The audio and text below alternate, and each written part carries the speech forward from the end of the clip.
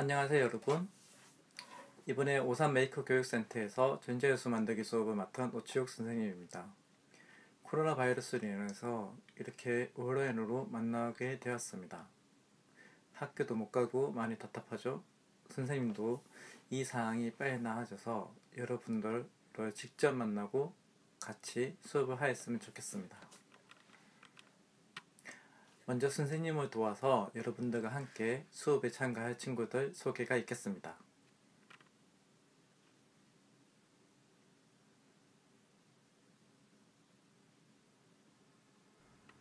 안녕하세요. 저는 김주원입니다.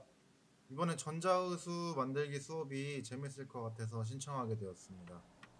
안녕하세요. 저는 이성현입니다. 친구가 듣자고 해서 재밌을 것 같아 저도 같이 듣게 되었습니다. 이렇게 같이 수업을 하게 되어 반갑습니다. 여러분과 함께 이번 한 학기 동안 전자요소 만들기 수업을 진행하게 되었습니다. 수업을 시작하기 전에 수업 진행에 필요한 구글 클래스룸 사용법부터 배워보도록 할 거예요. 성현 학생이 친구들에게 구글 클래스룸을 사용하기 위해 필요한 구글 가입 방법과 클래스룸 참가 방법에 대해서 설명해 주세요.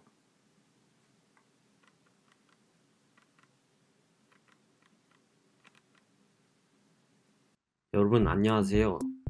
지금부터 구글 클래스룸을 사용하는 방법을 알려드리도록 하겠습니다. 구글 클래스룸을 사용하기 앞서서 구글 계정이 필요하기 때문에 구글 계정을 어떻게 만드는지 먼저 설명해 드리도록 하겠습니다. 지금 보시는 화면은 구글 홈페이지 화면입니다. 구글 홈페이지 화면에서 오른쪽 위를 보시면 로그인 버튼이 있어요. 로그인 버튼을 클릭해 주세요. 로그인 버튼을 클릭하면 이미 계정이 있으신 분들은 로그인을 하실 수 있고, 혹시 구글 계정이 없으신 분들은 왼쪽 아래 계정 만들기를 눌러주세요.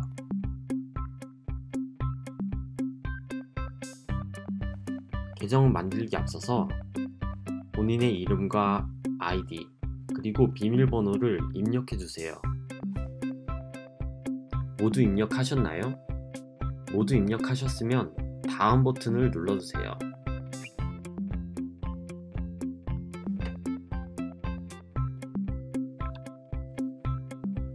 그 다음은 전화번호와 복구 이메일 그리고 생년월일, 성별을 입력할 수 있어요.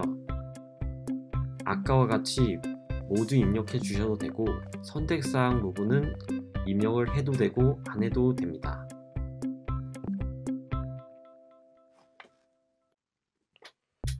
모두 입력하셨으면 다음 버튼을 눌러주세요. 그러면 개인정보 약관이 있습니다. 약관을 잘 읽어보고 밑으로 내려서 약관을 동의해주세요. 그리고 계정 만들기 버튼을 눌러주세요.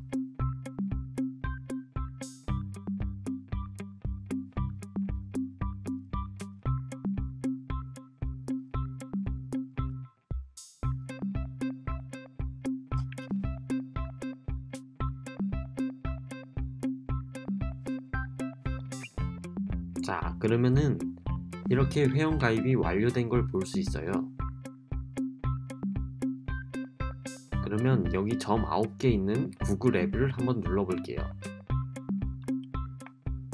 여기 보시면 유튜브도 쓸 수 있고 메일도 쓸 수 있고 여러가지 쓸 수 있는데, 그 중에서 저희가 쓸 거는 구글 클래스룸이에요. 밑으로 내려서 구글 클래스룸을 클릭해 주세요.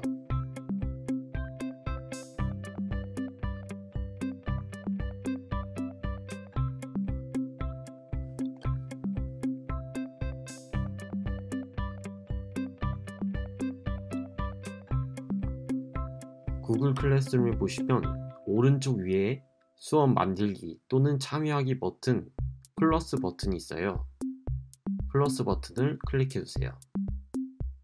그리고 수업 참여하기 버튼을 눌러주세요. 수업 참여하기 버튼은 수업 코드를 입력함으로써 저희가 수업을 참여할 수 있게 되는데 각자 오산 메이커 수업 참여 코드를 입력해 주세요. 선생님은 전자의수 만들기 수업을 맡았기 때문에 전자의수 만들기 수업 코드를 입력해 줄게요.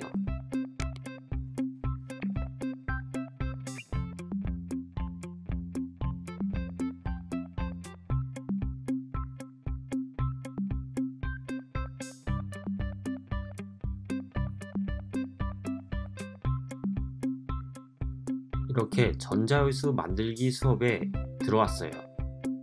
그 다음은 과제를 하는 방법에 대해서 알아보겠습니다.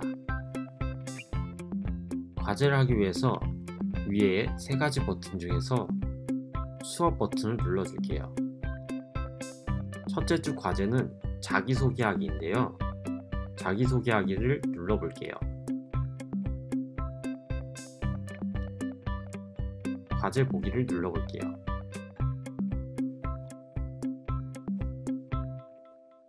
수업 댓글로 과제를 완료하시면 됩니다.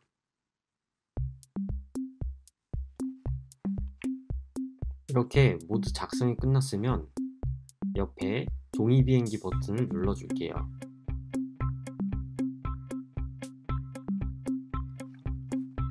첫째 주 과제는 간단하게 자기소개하기예요. 여러분 모두 자기소개하기 과제에서 댓글로 간단하게 자기소개를 해주시면 돼요.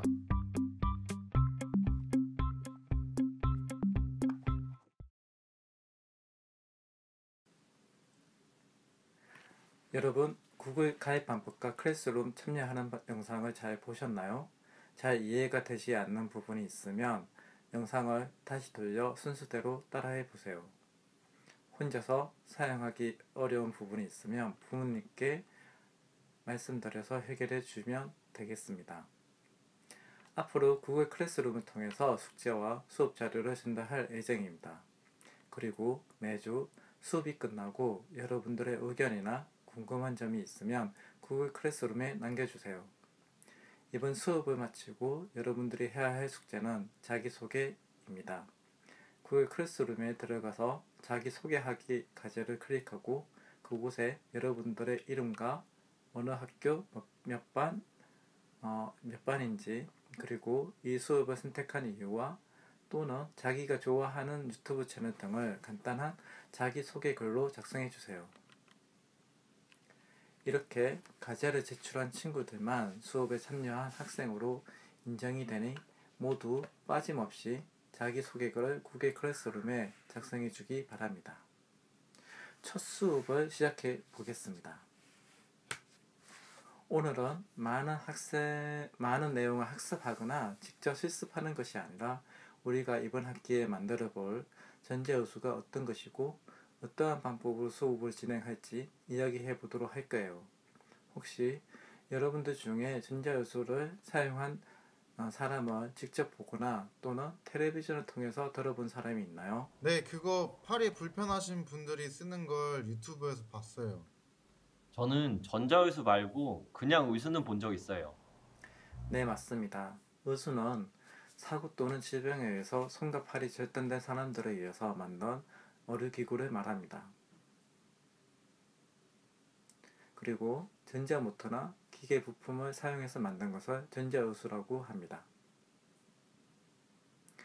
여러분이 주변에서 보았을 수도 있는 일반 의수는 그 형태가 고정되어 있어서 손잡이를 잡거나 컵을 쥐는 행위를 할 수는 없습니다.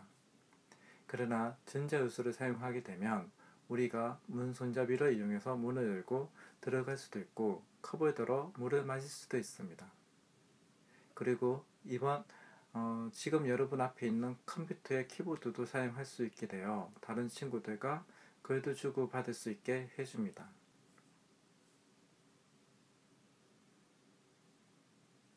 전자의수 덕분에 사고로 손을 잃으신 분들이 편하게 생활할 수 있겠네요. 그럼 왜 3D 프린터로 전자의수를 만들게 되었나요? 전자의수는 앞에서 이야기한 것과 같이 실제 사람이 손과 팔의 관절 모양을 한 기계들과 전자모터를 조합해서 아주 부드러운 동작을 가능하게 하는 첨단 기술을 이용해서 제작한 의료기기입니다. 그래서 그 제작 비용이 매우 비싸고 전자유수가 필요한 많은 사람들이 쉽게 사용할 수가 없었습니다. 그런데 3D 프린터가 보편화되면서 발명가들이 이렇게 전자유수를 필요로 하는 사람들을 3D 프린터를 활용해서 전자유수를 만들기 시작했습니다. 그럼 3D 프린터로 만든 전자우수는 어떻게 생겼어요? 3D 프린터를 이용해서 어떻게 전자유수를 만드는지 짧은 영상을 같이 보겠습니다.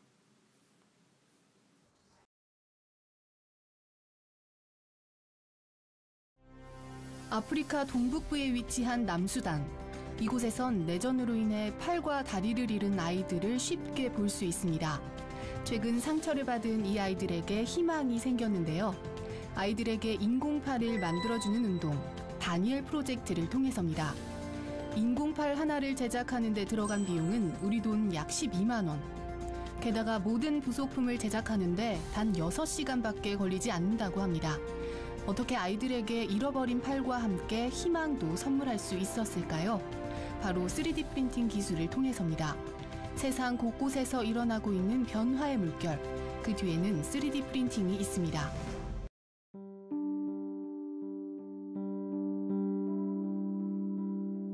오른팔이 없는 9살 소녀 모모가 3D 프린팅 전자의수를 갖게 되었습니다. 모모의 의수는 다른 3D 프린팅 전자의수와 달리 매우 자연스러운 것이 특징인데요. 자연스러운 의수 제작을 위해 실제 모모의 팔을 스캔한 3D 프린터로 복제하였다고 합니다. 이번 프로젝트는 21살의 젊은 엔지니어인 이스턴과 마이크로소프트의 협력으로 이루어졌는데요. 이스턴은 과거 수년간 3D 프린터를 이용해 저렴한 전자의수를 개발해온 엔지니어라고 합니다. 과거 전자의수는 1,000만 원 이상 혹은 1억 원을 넘어 장애인들이 구매하기 힘들었는데요. 3D 프린터, 3D 스캐너 등의 발달로 이제 저렴하게 전자의수를 맞춤 제작할 수 있게 되었습니다. 미래 기술의 발달은 세상에 또 어떠한 긍정적 영향을 줄 수 있을까요?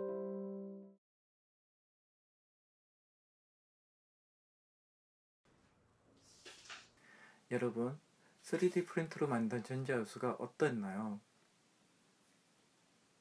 전자유수라서 기계 같을 줄 알았는데 진짜 손 같았어요. 이렇게 3D 프린터를 활용해서 보다 저렴한 비용으로 전자유수를 만들 수 있게 되었습니다. 저는 3D 프린터에 대해서 좀 더 알고 싶은데 선생님께서 좀 더 자세히 설명해 주실 수 있을까요? 그럼 이번에는 3D 프린터에 대해서 알아볼까요? 3D 프린터로 무엇을 만들 수 있는지 같이 영상을 보도록 할게요.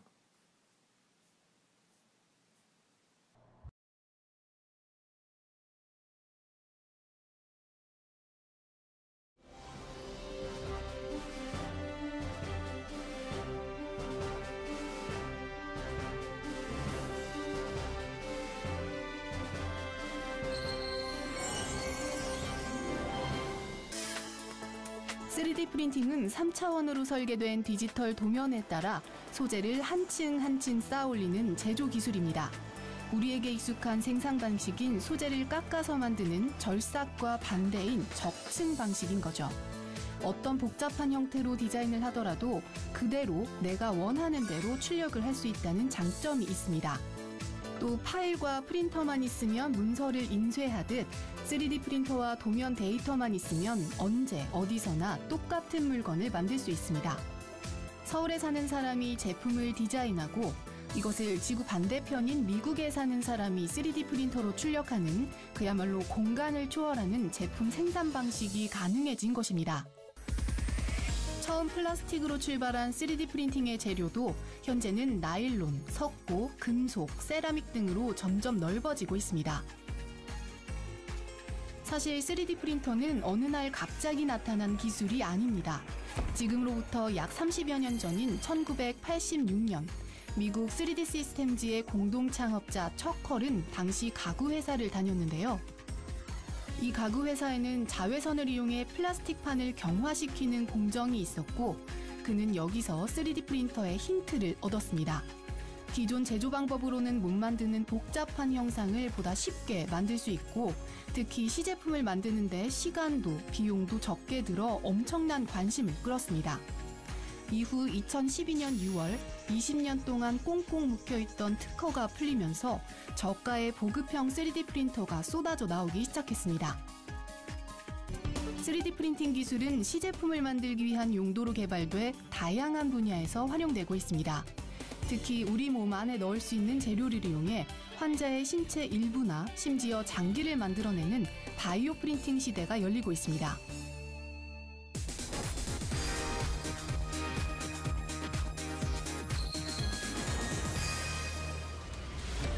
네덜란드의 유트레이트 대학 메디컬 센터. 이 병원에서는 지난해 세계 최초로 3D 프린터로 만든 두개골을 만성 골질환을 앓는 22세 여성에게 이식하는 데 성공했습니다. 이 여성은 두께가 점점 두꺼워지는 두개골이 뇌에 압력을 가해 뇌 기능을 상실할 수 있는 희귀한 질환을 앓고 있었는데요.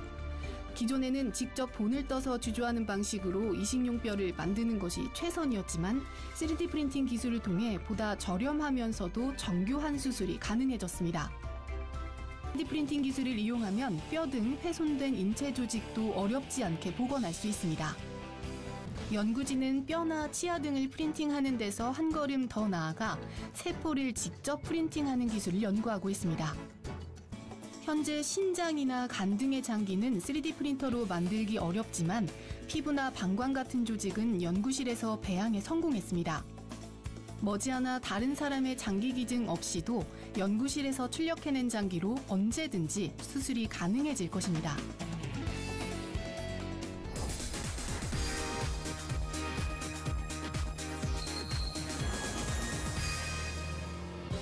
(3D) 프린팅 기술은 이제 우주까지 진출하고 있습니다.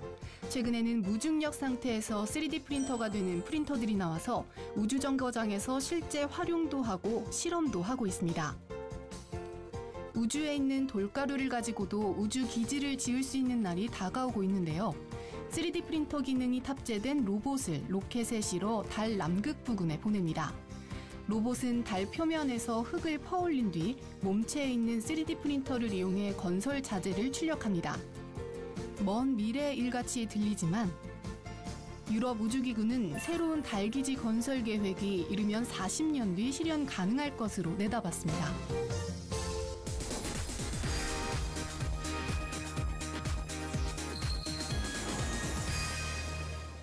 네덜란드의 수도 암스테르담. 도시 한가운데를 가로지르는 고즈넉한 운하를 끼고 자전거를 타는 사람들의 도시로 유명한데요. 아름다운 운하 근처에 관광 명소로 자리 잡은 곳이 있습니다. 3D 프린트 커넬 하우스. 네덜란드의 설계 회사인 두스 아키텍처가 3D 프린터로 집을 짓는 프로젝트입니다. 3D 프린터로 집을 짓는다는 것만으로도 세계적으로 화제가 되면서 오바마 미국 대통령도 다녀갔을 정도라고 합니다. 일반인들이 집 짓는 모습을 보기 위해서는 2.5유로의 입장료를 내야 한다고 하니 3D 프린팅 기술로 새로운 관광 명소로의 역할도 해내고 있는 것 같습니다. 3D 프린터를 이용하면 24시간 만에 열채의 집을 지을 정도로 시간도 쓰이는 재료도 획기적으로 줄어듭니다.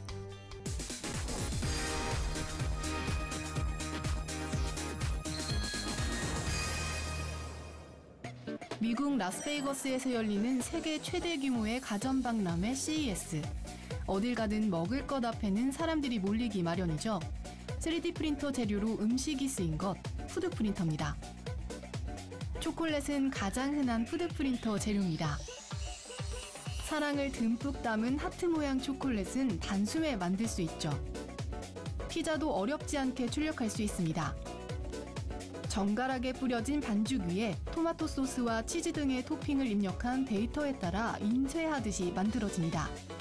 푸드 프린터가 좀 더 보편화되면 맛있는 음식을 만드는 레시피처럼 푸드 프린터 출력 데이터를 담은 블로그나 서적이 유행할 수도 있고, 음식 솜씨가 없어서 걱정인 예비 신부들에게는 필수 혼수품이 될 수도 있을 것 같습니다. 3D 프린팅 기술로 우리는 일상생활용품과 옷, 음식, 건물, 신체 장기 등 출력을 못하는 것이 없을 정도로 산업 곳곳에 활용되고 있습니다.